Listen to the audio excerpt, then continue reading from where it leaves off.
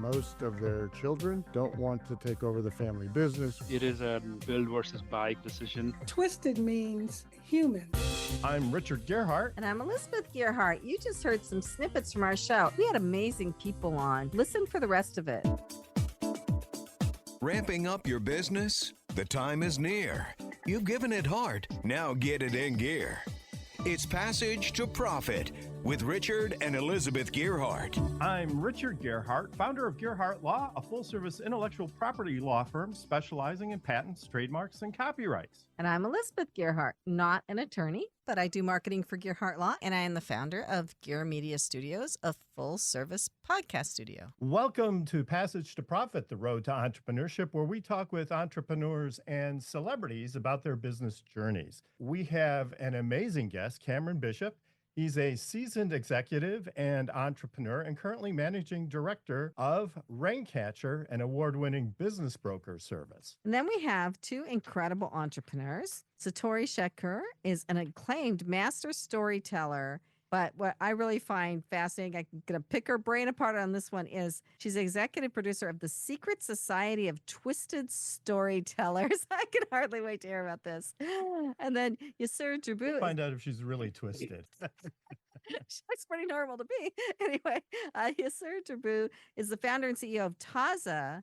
So he helps people with custom software solutions. So we're going to dig into that. We're going to ask him exactly what he means by custom software, because we hear that a lot and we think a lot of people are kind of like, yeah, I kind of know what that is. But so we have an expert here. We can pick his brain too. And coming up later on, it's Noah's Retrospective, along with secrets of the entrepreneurial mind. But before we get to our distinguished guests, it's time for your new business journey. 2 in 5 Americans are business owners or thinking about starting their business. And so we like to ask questions during this segment that might be interesting to them. Our question this week is, how do you build a network that works for you? And so, Cam, can you talk a little bit about your networking? Yeah, absolutely. I'll cover it on a couple of fronts.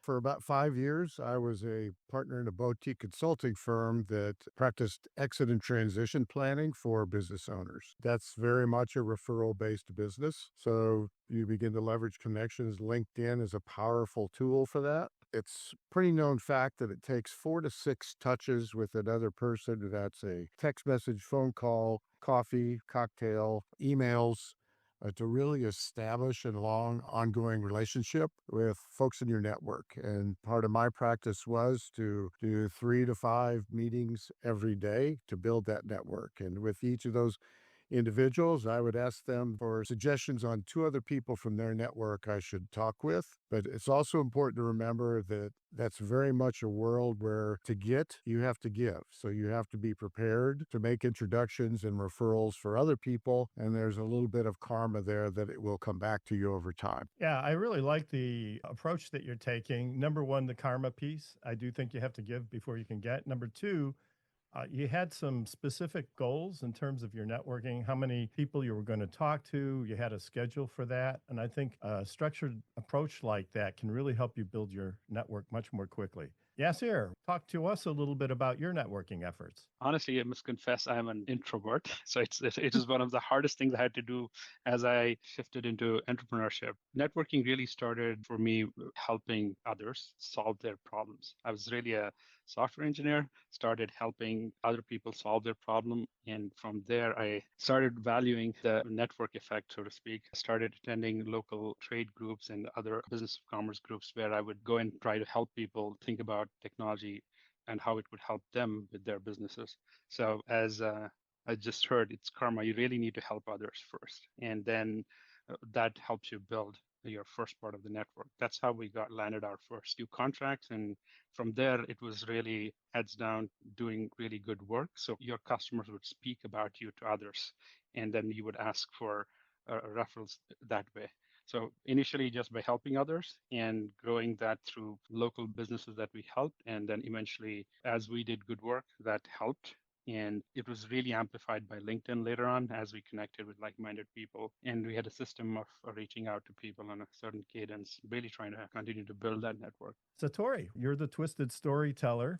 but maybe that involves networking as well. Absolutely. I never did like the word networking. It seemed so transactional to me, and I didn't know how to walk in a room with a card and go, "Ooh, who can I utilize?" and like that. So I'm kind of like being of service. So my platform, I'm in the entertainment industry, and so I have a platform where I curate new storytellers every month to tell a true and personal story on my stage. And I had to teach or facilitate supporting them with the craft to be able to tell a really great story. And that blossomed into facilitating story workshops.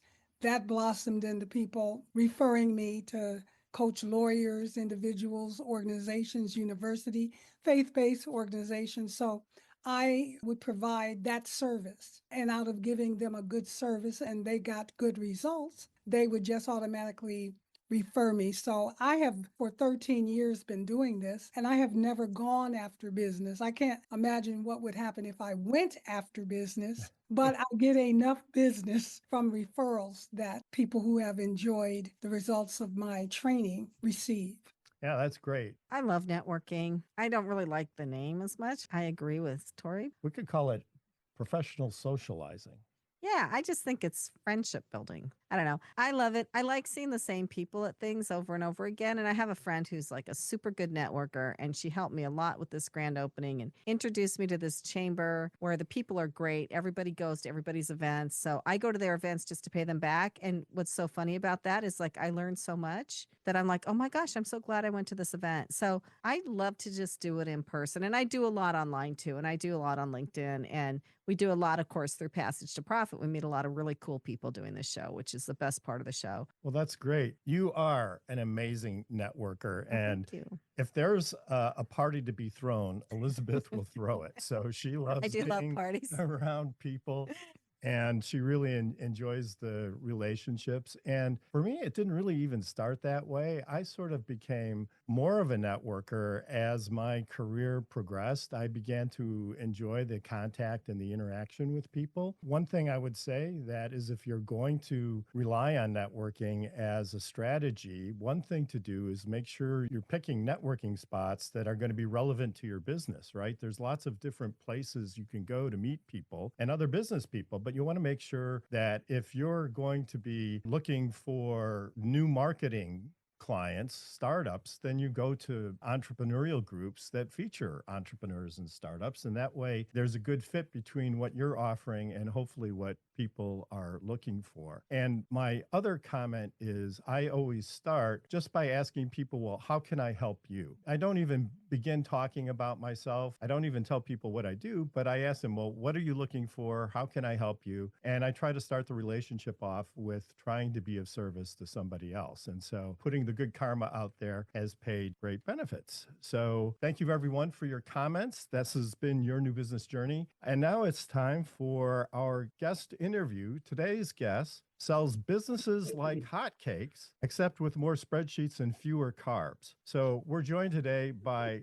Cameron Bishop, a powerhouse executive entrepreneur and managing director at Raincatcher, one of the nation's top business brokerage and M&A firms. So Cameron, nice to see you. What does a business broker do? Well, thank you for the introduction and thank you for having me on your show. It's a great opportunity, hopefully to help spread my passion message, which is about helping business owners to understand what it takes to have a valuable company. There are 10,000 baby boomers turning age 65 every single day, and many of them are business owners.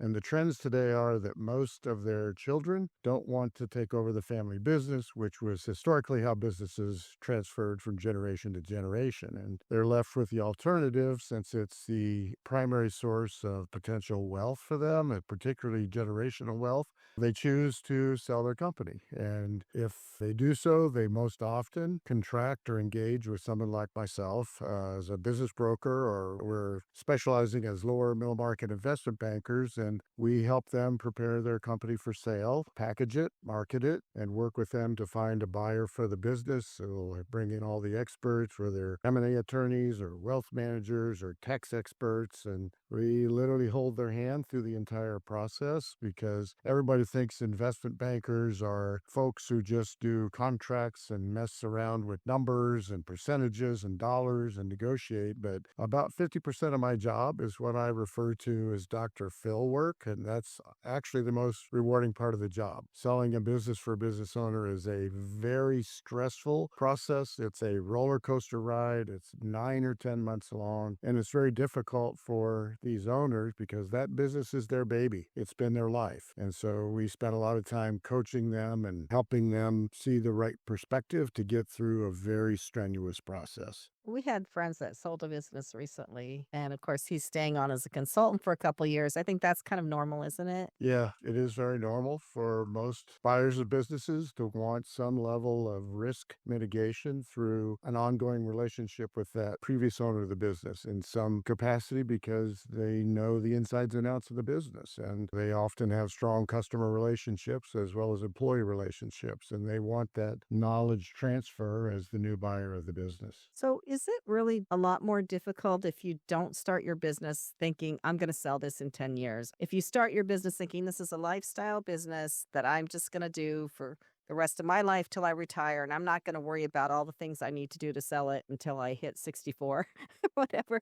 I mean, I know some people start their business with the intent to sell. How hard is it to make the CH? Unfortunately, the vast majority of people don't think about the end in mind when they start the business. And that is a key problem. Look, it's a sad fact, but every business owner is going to leave their business one day. And they'll have the choice to leave it standing up or laying down. And I taught for a while a course for the Small Business Administration at a local college here in the Kansas City market. And that's one of my course subjects was if you're going to start a business, if you're at an early stage of a business, start that business with an end game in mind. And most business owners don't understand that there are differences between running a business just to take an income or some profits or avoid paying taxes or run some personal expenses through the business. There are differences from running a business that way than there are with a target of creating value so that you will be able to sell that business at the end of the day. And you mentioned another key buzzword in the arena, which is a challenge for folks. Many business owners who come to us say, I want to sell my business, don't really have a sellable company because they really have what's called a lifestyle business. So I mentioned earlier on the program here, I was a consultant. That was a lifestyle business. That business was solely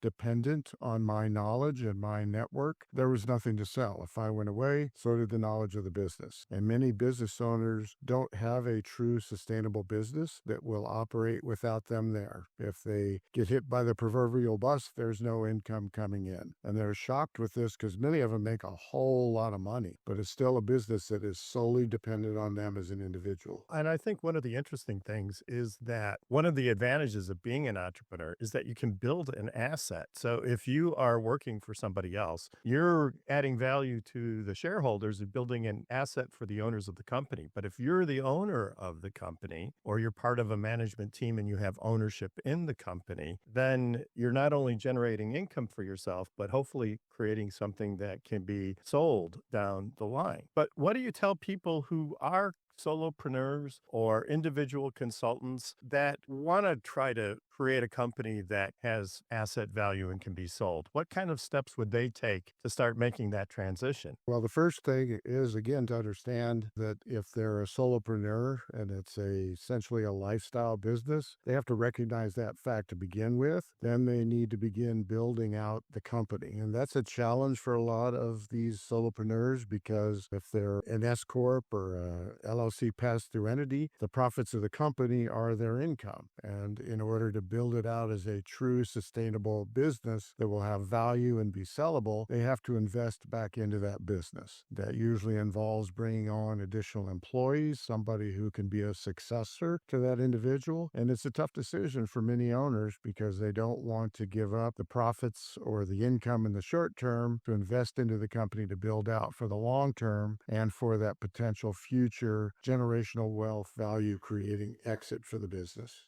So, how can an owner thinking about selling their business prepare for the sale of their business? Well, if they have a business that is going to be sellable, the first thing they need to think about is some kind of an event happens in the business and it creates a lot of stress for them or uncertainty or doubt, and they just wake up one day and say, "That's it, I'm done, I'm selling." And that's the worst. That sounds like a terrible reason. I just got to get out of here.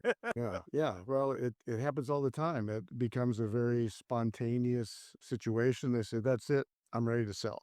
I'm not going to do this anymore. I'm tired," or "I can't find more employees," which is the thing we hear a lot today. That's a challenge for business owners. What do you mean by that? You can't find employees? Is it because the unemployment rate is so low? Is that the issue? Or they can't find the right employees? What are they talking about there? Boy, that is a fascinating question. I could probably be filthy rich to do a whole show's round if I had the true answer to that. But I'll tell you, Richard, in our firm, we are industry agnostic. We represent business owners in about every imaginable business or industry, from heavy construction and mining operations to business services, SaaS platform companies, digital marketing agencies. And in every business sector, business owners tell us that is one of the primary challenges that they have today. They either can't find employees to hire, or they hire somebody and they don't show up for work, or they hire them and some short period of time into the new employment, that employee ghosts them. A lot of business owners are frustrated because they feel that they could grow their business. For example, a road construction client that I had in Arizona, he said, "I could be growing my business 20% right now. I'd have to add an additional crew of 14 people." They paid above market wages for their employees. They had good benefits, and they just couldn't find the workers to grow the business. It's an interesting phenomenon today that has really evolved, I think, during and post-COVID, and it's changed the reasons why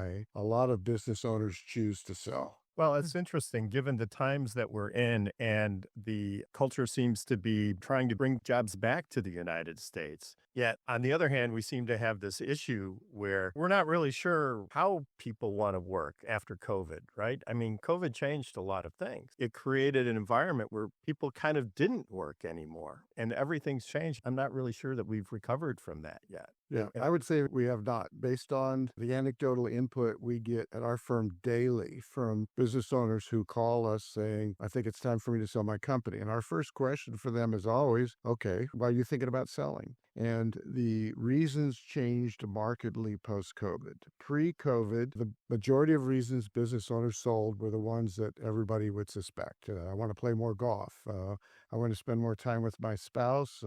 My spouse has been ill. I need to take care of him or her. Want to spend more time with the grandkids. I want to travel. We still do hear those, don't get me wrong. But post-COVID, many business owners, and again, we're talking a lot of aging out baby boomers as well. So they lived through the severe economic downturn. They lived through COVID, and they've just kind of reached a point where they don't have the same level of energy anymore. And the drivers are a lot of these demands around finding, hiring, and retaining talent today. It's a national phenomenon across industries. And I think it's even harder to get people if you want them physically in your space. Because I've tried to find some people for the studio that would come in part time, maybe, and help me run the studio. So I don't always have to be here. So it's not dependent on me. I'm trying eventually, I mean, I just opened it, but eventually I do want it to the point where it runs without me. And then eventually I will sell it. That's my plan. But it's hard to find people that will come into a studio and stay here all day. And if I go on these different sites, I get all these people responding, "Oh, yeah, but they're in other countries." And it's like, how are you going to physically come into my studio? It's like trying to use these job sites. The filters don't work. You cannot Yeah. filter them for people that are close to you that can physically come and work. So, in terms of selling your business, though, does that mean that you sell your team with the business? Do you sell it intact except for you? Like everybody that was working for you goes to this new person who bought it and you're the only one not there? Yep, that's essentially the case. You're selling the brand, the business model, the successful processes and systems that are in place that made the company successful and valuable to begin with. And certainly the employee population is part of that process. And as you mentioned earlier, most times buyers would like the owner to stay on for generally a minimum of a year, sometimes longer. If the buyer happens to be a financial buyer, like a private equity firm or something, they may try to convince the owner to stay on and continue to own equity in the company, which for many business owners can be an extremely beneficial and profitable process. But yeah, all of the equipment, for example, in a road construction business, there are sometimes millions of dollars worth of equipment that go with the business, because that equipment is what's going to be necessary for the business to continue to operate. Cameron Bishop, seasoned executive and entrepreneur, and currently managing director of Raincatcher, an award-winning business broker service. Passage to Profit with Richard and Elizabeth Gearhart. We'll be right back after this commercial break. Let me tell you a story about Bill. Bill was a normal guy in his 50s. He had back surgery about 2 years ago. Bill was in a lot of pain. He dealt with his pain by taking the Percocets his doctor prescribed for him. Bill took more and more and more of them to help with the pain, until one day the prescriptions weren't enough to get rid of Bill's pain. Then one day Bill found someone to help him get rid of the pain with illegal drugs he didn't need a prescription for. Fast forward to today. Bill lost his job and his family. The only thing he does have is his drug dealer. If you know Bill's story and you don't want to end up like Bill, call the Detox and Treatment Helpline right now to get away and get treatment. 800-980-1761. 800-980-1761. 800-980-1761. That's 800-980-1761. Are you running a small business with 2 or more employees struggling to find affordable health insurance?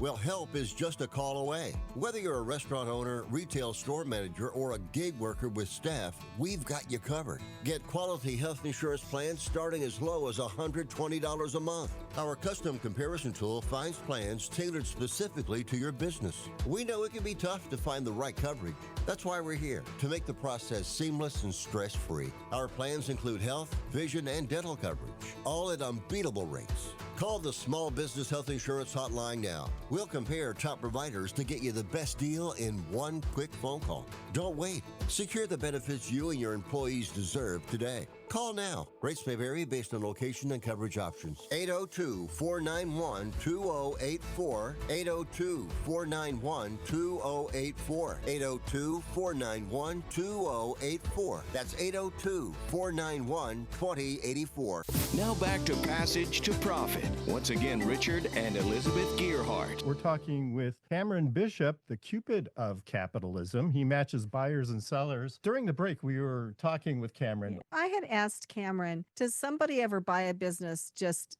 to get rid of it? I've heard of this happening in the tech sector quite a bit, where they buy a business and you can get the SaaS or whatever you're getting from it, and all of a sudden you can't anymore because it got bought by somebody else. That would be pretty hard as a business seller, I think. Has that happened in your experience? Yeah, I have certainly seen cases where that has happened. I had a client that had a very high-tech piece of testing equipment for the automotive industry. It's a husband and wife business, and the husband was a brilliant engineer. He had 7 patents, and there were 3 other companies out there. They'd been through 2 patent infringement lawsuits, one of whom was a direct competitor. And that created a very delicate situation because we had to settle an IP patent infringement case prior to being able to enter any kind of negotiations when there's any kind of legal action. But when you get into the complexities of intangible IP related law and patents and trademarks, yeah, that can get really dicey in an M&A scenario. Yeah, we had to get that situation settled first, but then once you've done that, it's a very delicate selling process with a competitor looking at buying another competitor, because you have to go with what we call open kimono. You have to show all of your information. There's risks of not only stealing IP, but also potentially losing key employees, especially if they're key knowledge holders like engineers that maybe also help design and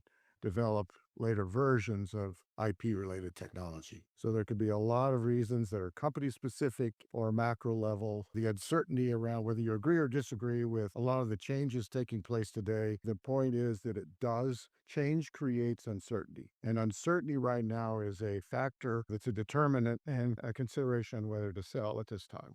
Cameron Bishop, seasoned executive and entrepreneur, and currently managing director of Raincatcher, an award-winning business broker service. How do people find you? They can reach me at cameron.bishop at raincatcher.com, or they can always find me on LinkedIn. Check out our website, raincatcher.com. That was a great segue into our next segment, which is IP in the news. Right. And we're not talking about China. We're talking about the U.S. Our topic today is Amazon. We just happened to pick up an article recently that Amazon is now, for the first time, actually delivered a package in Arizona using drones, right? And they've been talking about this for a long time, but they're actually testing it now. Brand new development. And so Elizabeth and I were kind of talking about, well, does this make any sense or not? I don't know if it makes sense. There's going to be drones flying everywhere because this is in under an hour. So can you imagine if everybody gets their orders in under an hour? I mean, I'm on Amazon ordering stuff all day. Right. So 8 o'clock in the morning, I You're think, going to have like a zone every I know, drone every 10 minutes, right? personal drone flying back and forth. But it's pretty interesting. How is it going to affect everybody and the way things are done? I feel like instead of using gasoline to drive trucks to deliver things, now we're using electricity to drive drones to deliver things. So where does the electricity come from? Well, we have these batteries. So where do the minerals come from the batteries? They come from other countries. Maybe we'll find a huge mineral deposit here. I think we have some in the United States, but it's kind of like going to be shifting. Yeah, the energy requirements are going to change a lot. Right. And that's just one thing, but also like the sky is going to be full. It's going to be full of drones.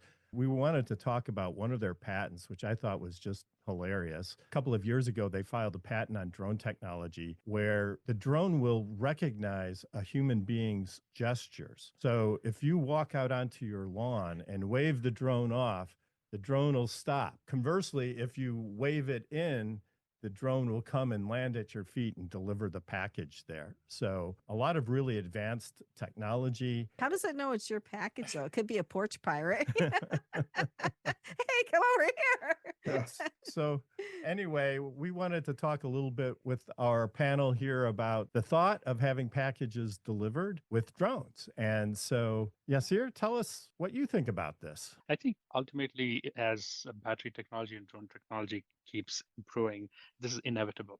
Satori, what are your thoughts about all this? When it comes to hospitals getting blood or other vital kinds of things to patients who are at life and death, then I think that it might be practical. I might welcome those circumstances. Cam, what do you think? Well, I think drones are a fascinating tool. There's always going to be great uses for it, and I think you'll continue to see it grow. Well, there you go. And of course, Amazon has protected all of these innovations with patents. And if you have an idea or invention that you want to protect, contact us at Gearhart Law. We work with entrepreneurs worldwide to help them through the entire process of obtaining patents, trademarks, and copyrights. You can also visit learn more about patents.com or learn more about trademarks.com for a free consultation or to download your free white paper on the subject of patents or trademarks. Or you can set up a consultation with a Gearhart Law attorney. Passage to Profit with Richard and Elizabeth Gearhart. We'll be back right after this. Stay tuned. We have Secrets of the Entrepreneurial Mind coming up soon. You won't want to miss that. Learn how thousands of smart homeowners are investing about $1 to avoid expensive home repair bills. John, a former non-customer, said,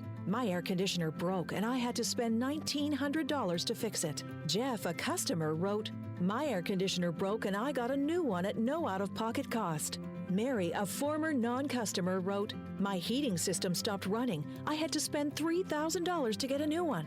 Lisa, a customer, wrote, "My heater stopped working. I got it fixed at no out-of-pocket cost." For about $1 a day, you can have all the major appliances and systems in your home guaranteed fixed or replaced. Call now. If the lines are busy, please call back. Call the Home Warranty Hotline now at 800-255-4940. 800-255-4940. 800-255-4940.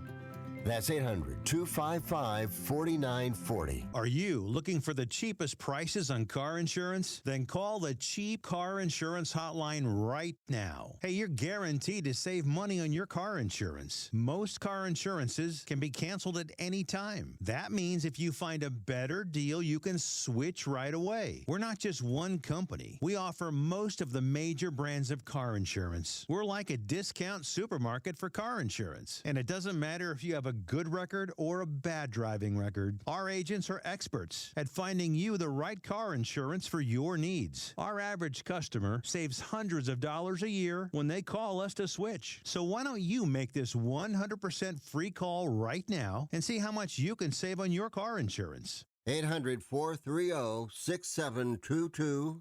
800-430-6722. 800-430-6722. That's 800-430-6722. Passage to Profit continues with Richard and Elizabeth Gearhart. And now it is time for Elizabeth's Spotlight. Tell us about your projects, Elizabeth. Okay, well, I have a number of projects going on, all related to podcasting at this point in my life. Even the marketing work I'm doing for Gearhart Law is centering around video now, but also website optimization. So I do marketing for Gearhart Law. Richard and I have this radio show and podcast. I have another podcast with Danielle Woolley called the Jersey Podcats. And then I co-host a meetup, podcasting YouTube creators community, which meets once a month. But the most exciting news is we've been working on this video studio and the rest of this studio. We have 5 rooms up here for a year and trying to get it really high end and nice looking. I want to attract corporate businesses in to do podcasts in here. And it's done. And we had our grand opening and the mayor came and cut the ribbon and it was really fun and got a lot of interest in the studio. So now it's a matter of doing all this networking we were talking about and convincing people that a podcast really is the right thing for them, which if you're looking at the way Google's algorithms just changed, they're taking podcasts into account now when they rank your website. And video, you have to have video now and you have to be on YouTube. So I think we're in the right place at the right time. But the best part is I really love doing it and I love hearing people's stories. It's a lot of fun for me. That's what I'm doing now. And from there, we're going to go on to the Medical Minute. So if you, as a child, get E. coli can make this bacteria that's some sort of byproduct. It's called colobactin, and it actually goes into your colon and changes the cells. And it's really interesting. And so a lot of young people now are getting colon cancer before they're 50, and they were trying to figure out what is causing this. And now there's other factors too. They think environmental factors, but they think this E. coli generated bacterium actually goes in and changes the DNA in your colon, causing some people to get colon cancer. They don't have a solution yet, but at least they can identify some of the problems. So now the next step is to try to figure out how to stop this or how to cure it once it happens. One of the things that is interesting is that medicine seems to be a game of whack-a-mole, right? As soon as we feel like we have one disease conquered or controlled, at least to some degree, a new one pops up. So just out of nowhere now, colon cancer is increasing in younger people. And it looks like we have a medical explanation for how that's happening, but we don't have a cause yet, right? We don't know why that DNA is being changed. Or how to stop it. But that's the first step, though. Now, if you're a younger person listening to this, you may want to get checked out because E. coli is everywhere all the time. If you find out you have it early enough, you can take care of it. Yeah. Anyway, let's go on to our next guest. I'm so excited to hear about this. Satori Shakoor, master storyteller, multidisciplinary artist, social entrepreneur, the secret society of twisted storytellers. What is this all about? In 2012, 6 years after my mother and my son passed away within 9 months of each other, of course, I was a dead woman walking. I was in the depths of hell. And I crawled back. I noticed 6 years later, I had crawled back and I was feeling the desire to live again, to create. I'm an artist and a writer. And Detroit, where I live, had suffered emergency management, Flint water crisis, water shutoffs, people leaving the state to find employment because this was following the crash of Wall Street. The tax base was sparse. They were trying to attract more people into Detroit, and gentrification was taking place. So when I looked around, I could identify with Detroit. Detroit and myself are the same. We're coming back. And I was flying around the country. The Moth, there's an organization in New York called The Moth, where they tell stories. And I was telling my story of grief and loss. And I think I was in Austin, Texas. And I remember I could hear a pin drop. And the people were leaning forward, waiting for my next word. And it just dawned on me, you're a storyteller.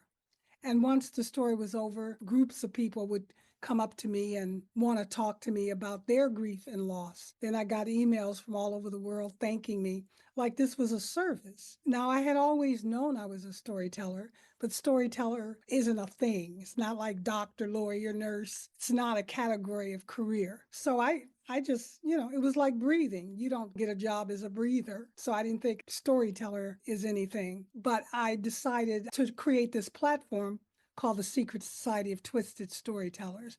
And it came to me one day while I was sitting in a friend's garden.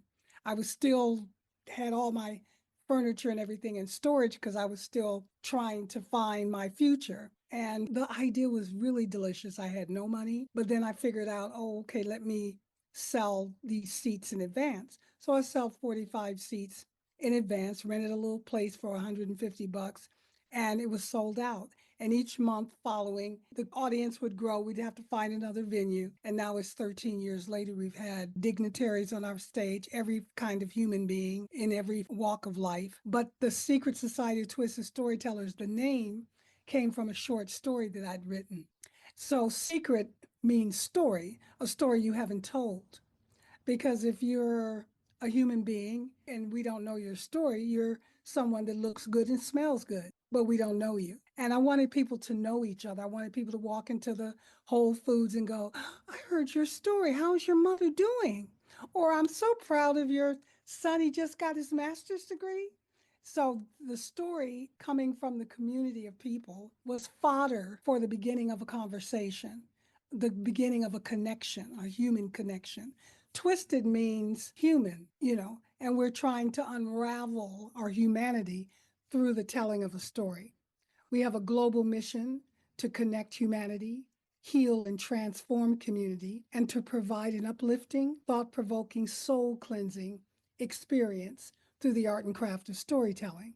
And as we're developing stories and storytellers, we're also developing listeners. Our attention span nowadays is very short. But if you can engage the craft, the art, and the science of storytelling, if I can show people how to tell their stories, the brain then gets engaged. And if the brain is engaged, then we have hormones like oxytocin, dopamine, which creates a sense of empathy. And that's what you want when you're telling a story.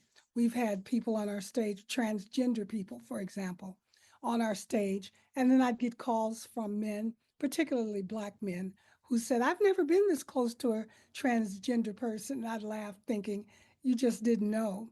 But So true. they said I could identify because this particular woman, she would get pulled over by the police and harassed, and they could identify. So storytelling breaks down generational barriers, racial barriers, gender barriers, and you have an empathy for the human being going through this experience. And because I can't live your life, Elizabeth or Cam, I can hear your story and I can become a passenger on your journey and learn what you learn. I can benefit from your experience. So I see the story as a gift that we give to the audience. If somebody has gone through something and they think they're the only one this ever happened to, if they hear somebody else's story who went through something like it, then they don't feel so alone. That's why we have to share. Absolutely. Right? I tell my storytellers all the time, once you share your story, you're creating a community in the wake of your words. And I believe that listening is a revolutionary act. There's an absence of listening, but listening actually, it's a voluntary thing. We can't make people listen to us. But what it does is grant being to another person. And at the highest level, I do believe listening is love because it takes something to listen. And when I host the events, I tell the audience every month, you have a job. Your job is very hard. You have to listen. You have to give up your assessments, your judgments, and just be with the storyteller and their journey. That's really good advice. I wanted to ask Cameron if he had any thoughts or comments. You know what? I love the whole concept of what you are doing. I'm a storyteller too. I'm a journalism school graduate and did lots of writing. I had published poetry, but connecting back to our earlier discussion about networking, when I'm sitting down with somebody for the first time, the best way to get to know them is to say, hey, tell me your story. And I love people. I love hearing from people. They have fascinating stories, but it's a great way to develop that ongoing connection. Well, stories build trust, right? There's even more trust because now I'm human, I'm not perfect. And that opens up the door for another person to invite them to share their vulnerabilities, their mistakes, where they fail, which I believe failure is the platform to success. So it encourages us to let down our guard and not have to be perfect and protect ourselves. Well, I wanted to ask you something related to that story because you are a very professional speaker. I didn't hear any filler words at all. No ums or ahs or losing your train of thought. Do you have to practice a lot?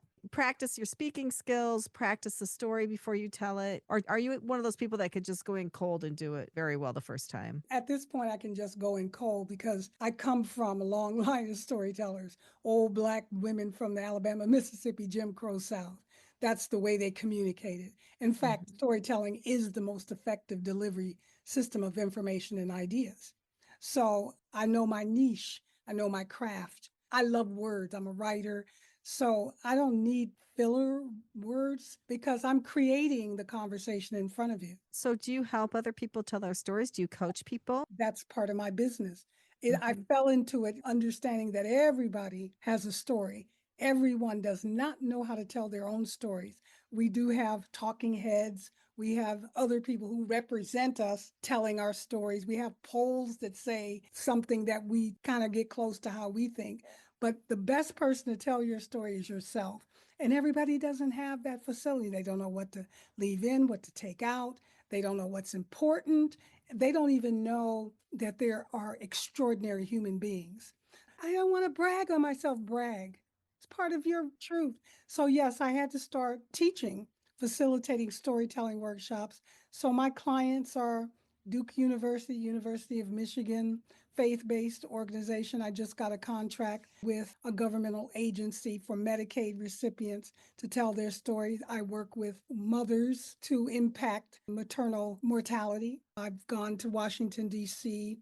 to facilitate a storytelling workshop, with the ARP for domestic violence, for ending domestic violence and domestic abuse. So people hire me to do storytelling workshops that address whatever issues they want to address. Some people just want to learn how to tell their stories. Maybe an attorney wants to know how to do an opening or closing argument. It's all kinds of reasons people want to be able to learn how to tell a story or use a workshop to bring their employees together, because you can work side by side with people for years and not know anything about them. So let's get together, and then there's some kind of affinity for your coworker.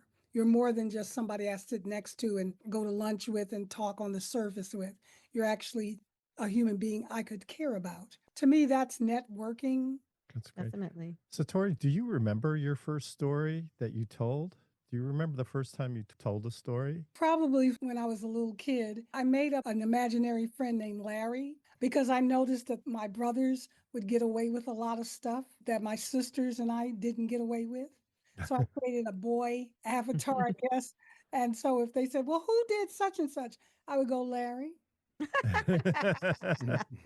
But they became concerned about my imaginary friend, so I think they took me to a child psychologist. So I outgrew Larry and I could tell better stories. They called them stories, but actually they were lies. So Yeah. my first stories were really lies to protect myself from my family's disapproval. Have you ever had somebody tell a story on your stage that just blew you away? Many, many, many, many people. I work with each storyteller 1 hour a week plus a rehearsal before they take my stage.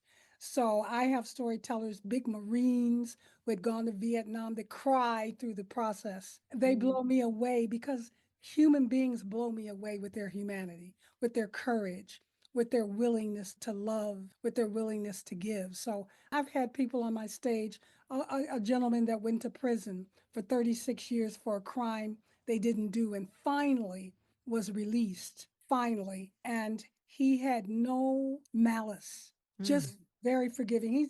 He travels around the country and the world now speaking. This is really a great service you're doing for everybody.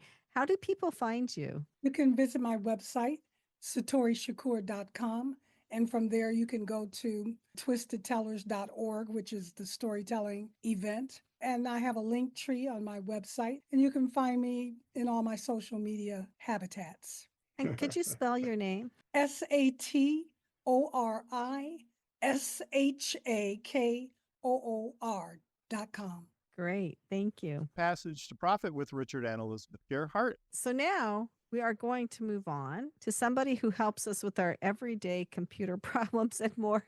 So Yasir Drabu with Taazaa, Taazaa. He's the founder and he builds custom software solutions, which if you're running a business, you probably need at some point. So Yasir, can you tell us what that means? Usually, if you look at the technology ecosystem, there's software that you can buy off the shelf, like Zoom we are using right now for our conversation. You can just pay a little bit of subscription. We are the company that would build a platform like Zoom for entrepreneurs and other businesses that need to build something unique and innovative. So we're a software product engineering company. We basically help build SaaS platforms or help existing businesses innovate using technology. How does somebody decide whether to commission custom software solution rather than trying to pick and choose available solutions that maybe are already on the market and could potentially be combined? I think it is a build versus buy kind of decision. And we largely sell to businesses. So we don't offer direct to consumer end products. We sell to other businesses. And usually they buy an ERP or CRM like Salesforce, or they may have other things that they use, but they may have a very unique process that they may need to solve for. And that's where we come in. These days, we do a lot of work with AI. I mean, it's great to have a chatbot, but using your data to actually help drive business decisions and helping streamline your operations is where we come in. Usually, our buyers have already gone through the journey of, hey, I want to solve this problem. I've looked everywhere, nobody has built it. So it's either funded founders who have unique ideas or businesses that are facing operational inefficiencies or want to innovate into a new line of business. So that's where this really comes into play. So you've covered just about every business on the face of the earth with that. That creates a very hard marketing problem for us because that's why we have to kind of focus on specific verticals where we can specialize. So. Right. So do you work with AI agents at all? Yes, we do. I would love it if you could explain that a little bit because I heard the term a few months ago and I watched a webinar on it, which froze halfway through and I couldn't keep watching it. It's like, wait a minute, this is a high-tech webinar. But I think a lot of people don't really understand yet what those are. As LLMs, which is the technology right now that's causing a lot of disruption, start comprehending natural language and being able to give you somewhat meaningful answers. There's still challenges with that in some parts, and they're getting better each day. Now you can ask it a question, and it gives you a reasonable response. It's really, think of it like the next version of Google, which summarizes the content, but it also has some comprehension and reasoning along with it because it can summarize that answer. Based on that, you can now tell it to do things, right? That's where it becomes agentic, where one of simple use cases, we believe that in a year, two, I don't know, everybody will have their own personal AI assistant, which, hey, book me a ticket to this. Right now, you go to Expedia or you go to booking.com or wherever, and then you search for the flights and filter it. Either you do it or somebody does it for you. Down the road, an agent can actually go to the site and do that for you. And those are already in early stages of testing. So what it does is it becomes like an agent. You don't need a programmer like myself to build those things, which would have been true 10 years ago. Now you can actually coach these agents and spin them out to do work for you on things that are mundane or there's different things these agents can be used. So essentially an agent it's still software that runs like a program just like Zoom or any other tool that we use, but it does things somewhat semi-autonomously without having to be explicitly coded to do that, right? Coding till 2 to 3 years ago was if you needed it to do something, you would hire a programmer or a programming company like ours that would write explicitly, do this, then do this. It's very deterministic. Now you can kind of guide an agent, hey, browse this website and do these. And the agents can actually then coordinate and do that. At a very rudimentary level, an agent is a piece of software that can really do what normal software does, but the way you build those is using AI technologies like LLMs and things like that. Yes, sir. You mentioned during your discussion that previously you would do the programming, and now AI is able to help or assist with some of that. How has your company changed over the last couple of years with the introduction of artificial intelligence? I think the kind of problems we're solving right now has changed. There's a lot of problems that would require a lot of programming in the past. Now you can actually change that whole interaction. For example, booking an airline ticket, you go to an Expedia or you go to a Kayak and you go through this whole search process. And now you can simply talk to an agent and say, it still requires programming. Our company is basically looking at it. Instead of it taking you 30 minutes to book a ticket, now you can say, hey, my agent, you already know my preference. I like to travel this airlines. I have my loyalty points here. Here's my preferred times. I don't like to get up at 3 a.m. and go to the airport for a 5 a.m. flight. It has all your preferences, and then it finds the flight within your price range within a minute and saves you a lot of time. So we've been moving more towards building these workflows for companies. A lot of it within companies requires proprietary data and their internal data to understand it. So that's where we are building systems that kind of layer up on that. So our shift, not in the few years, actually more in the last 12 to 18 months, has been how do we incorporate this innovation and help businesses become more efficient. So that's how So AI is shifting. So are you building custom GPTs inside businesses for their own data? yes, we are. I've heard that quite a number of businesses are starting to do that now, and they want to have data that's reliable because a lot of the data on the internet that the GPTs find is wrong. Yes, and Yeah. and you have to understand that while it is still artificial intelligence, it's not actual intelligence. It's a statistical mathematical model that tells you the highest probability what the next word should be. So does it truly Mhm. know the meaning? Even OpenAI doesn't know the answer to that. So it seems to mimic us really well based on the knowledge that we have created on the internet. So we still need to validate it and stop it from giving false answers. So we take a lot of businesses' proprietary data and protect it so that because that's going to be the asset of the future is businesses need to protect their data. It's interesting, though. I did a search recently trying to find out how many patents Twitter had, or it used to be Twitter, now it's X. And the software, the first time I answered the question, it came back with about 2,500 patents. And I asked the question again, and then it came back with 2,000. And so that's one of the things about artificial intelligence is that sometimes the values that you get are not entirely consistent, even if the question is essentially the same. How does that happen? And given that, how much can we really rely on AI to make important decisions? I would say it's not accurate. That's why there's a industry term that they call hallucination, which basically speaks to the problem that you have. Why it happens is truly the answer is because of the complexity of how these neural networks are set up to respond to an answer. They can take different pathways on a probabilistic model. It's probability. That's why it's not 100% predictable. Does that mean then that AI is never really going to be able to give consistent results because there is an actual true numerical value to the question that I answered? And that's why we augment it with real data.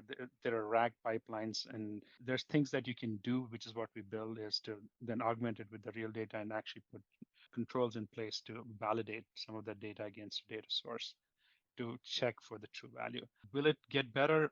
It probably will. I mean, the way things are moving, I'd be surprised if every 6 months it doesn't get better. And the amount of money being poured into it, I believe that they will continue making this better. It may be that they have to shift the way they do things, the way it's currently done with large language model. There has to be some other innovation to really take it to that next level, is my guess. Do you think that people would put information on the internet for these GPTs to find that is wrong on purpose? More people are getting podcast content on YouTube than anywhere else these days. And I did actually see some empirical research that somebody presented at a conference that is true. But what if it wasn't true? And Google put that out there, and the GPTs found that and said, hey, Google's beating Spotify at the podcast game. Do you think people are purposely doing that? Humanity has a lot of empathy and kindness on one side, but there is there is a nefarious side to us. Unfortunately, it comes as a package, just like everything else, right? We're talking about drones, efficiency, and goodwill, and there is a side to us that we have to acknowledge and accept. So, to your point earlier, you mentioned that you were looking for jobs for people to come into the office, and the filters don't work. It's not that the filters don't work; it's because people are purposely obfuscating the data Right. that the filter should look at. So they're lying, I'm in the US or I can work in the US, even though they might be sitting in Philippines or India or somewhere else. I'm not picking on those countries. I'm just saying if the data is wrong, your filters are not going to work. So I think there's a lot of people trying to figure out how to feed into these chat engines, AI engines, to probably spit out an answer that's biased or favorable to them. I mean, right now, just like we used to do SEO, now people are like, for marketing, how do you feed it into the LLMs as they're crawling the web? So the AI doesn't know the difference. Yeah, I got in a fight with the AI because I said, "Why is Gearhart Law considered a top law firm?" It said, "Well, I don't think that you've got that right," or whatever. I said, "Well, then how come it got these awards?" And it's like, "Well," and I forget what it said after that, but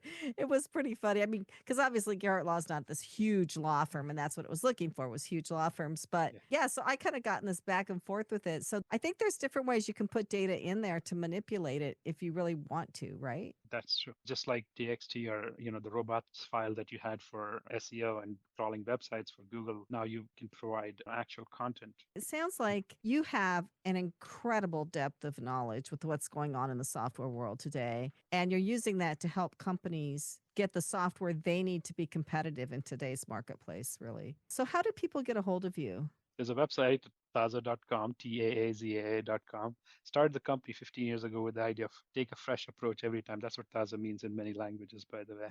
And I'm also on LinkedIn. So I try to avoid the other social media platforms for for my own mental sanity, but I am on the website as well as on LinkedIn. Excellent. Well, thank you. Listeners, you are listening to the Passage to Profit show with Richard and Elizabeth Gearhart and our special guest, Cameron Bishop. Fascinating discussions today. We've kind of been around the map with the different topics that we've talked about, but don't go away because Secrets of the Entrepreneurial Mind is coming up, and this is where people really spill the beans. We'll be right back after this commercial break. Man, I had a rough night's sleep. Ugh, boy, whew, I got a letter from the IRS yesterday and I just couldn't sleep. Man, I'm dying here. Somebody help me. IRS problems affect more than just your finances. If you're ready to take back control of your life and you owe more than $10,000, you need to call the tax doctor. Their expert staff can immediately protect you from the IRS and state collectors and get you the best possible tax settlement guaranteed. The IRS has recently released new programs geared in helping struggling taxpayers, where you may qualify to settle your tax debt and wipe out up to 85% or more of what you currently owe. If you owe $10,000 or more in back taxes, call the tax doctor right now. See if you qualify to pay less. 800-262-1926. 800-262-1926. 800-262-1926. That's 800-262-1926. It's Passage to Profit. Now it's time for Noah's retrospective. Noah Fleischman is our producer here at Passage to Profit, and he just has a way of putting his best memories in perspective. If you went to grammar school when I did, there's a book you probably loved and never forgot.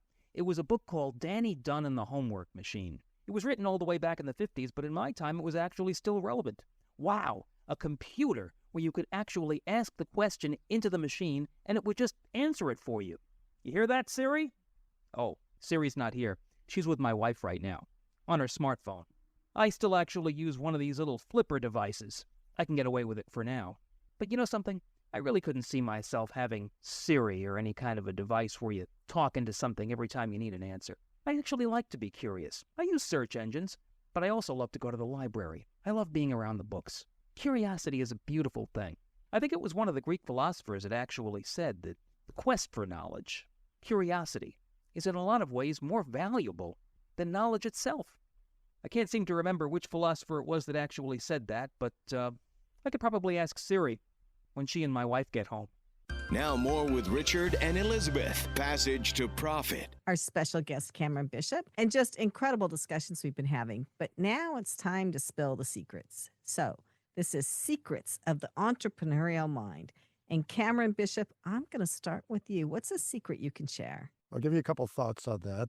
One that's probably not often associated with being an entrepreneur, but I would say, having been one numerous times in my career, resilience is a very underrated attribute that is a mandatory criteria for a successful entrepreneur, because there are so many pitfalls involved in starting a business. Beyond that, two key mistakes that business owners make with their companies. One is that the vast majority of business owners spend 95 or more percent of their time working in the business and 5% or less of their time actually working on the business. And as an investment banker who represents business owners, there are about 5 critical mistakes that we see company owners make. Number one, first and foremost, we see this so often, is they have terrible accounting. And if they don't have good accounting, they're not going to sell. I had a client situation where the owner called me and said, we want to sell. Well, what are your revenues? What's your financial picture? I said, well, we're doing about $6 million in revenue and about $1.5 million in profit. And once one of my partners went through the numbers with a fine-tooth comb, not only were they not making $1.5 million, but they were literally a break-even company. So again, accounting has to be important. That is a mandatory criteria for a successful entrepreneur to understand, to have a successful business, and hopefully someday to have a wealth-generating exit. Wow, that was a great secret. Satori Shakoor, what is your secret? My secret is push past where you normally stop. All human beings get stopped. They're discouraged. A pandemic may happen. They may have death in their family, or they're just insecure. Things will happen and you'll stop. And so push past where you normally stop and use everything to change your mindset.